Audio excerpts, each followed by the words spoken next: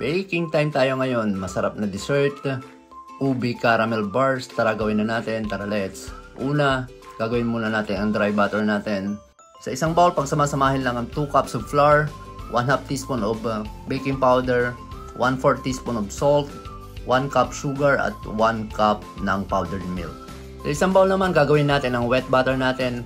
Room temperature na 250 grams na butter. Gamitan natin ng hand mixer at saka natin ihalo yung 8 to 9 egg yolk natin. Gumamit din ako ng ube condensed milk at saka vanilla extract. Haluin lang ulit gamit ang hand mixer hanggang ma-incorporate. Tapos dahan-dahan nating ihahalo ang dry butter natin dito. Haluin lang gamit ang ating spatula pero wag po natin o-overmix. Pwede po tayo maghalo ng toasted nuts o ito pong ginamit ko ay chocolate chips. Baking time 30 to 40 minutes at 100 degrees Celsius. Depende po sa ating oven. Okay? Para malalaman natin luto na, gawin po natin yung toothpick test. Pag malinis po ang toothpick, luto na po yon.